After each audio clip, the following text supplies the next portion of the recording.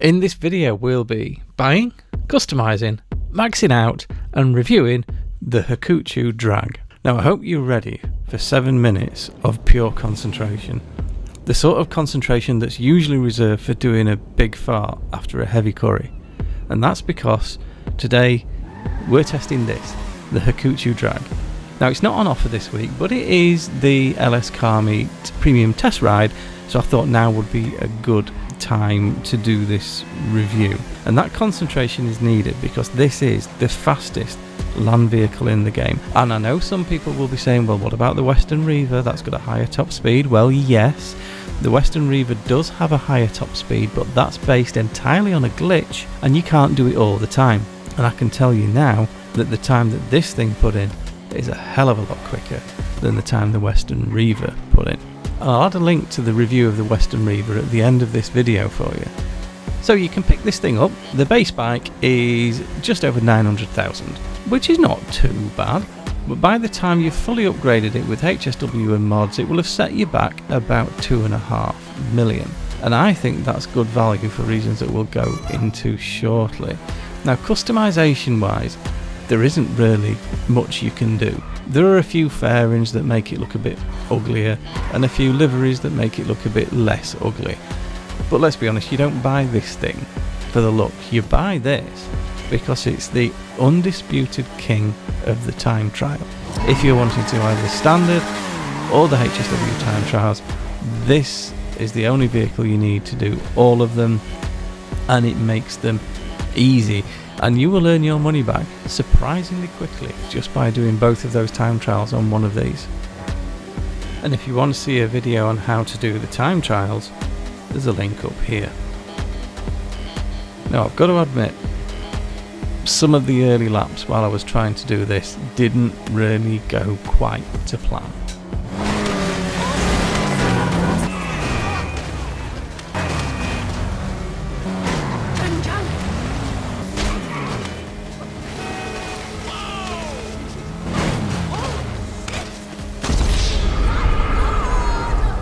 But this one, sweet. So we all know this is the fastest land vehicle in the game. So far, the fastest lap I've done around this track was a 7:43, which I did in the Devastate. So we know this is going to beat that. We definitely know this is going to beat that. The question is, how much is it going to beat it by? And that's something you'll find out at the end of this video.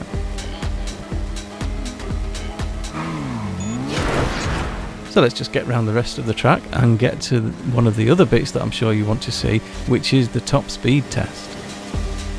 So here we go with the top speed test, and I'm expecting good things here for two reasons. One, the run up to the top speed test was really good because this bike is so easy to get through the traffic, and I'm pushing forward on this to get the most I can out of it. And you can see how it's so easy just to go straight down the middle of everyone. And here's what we did.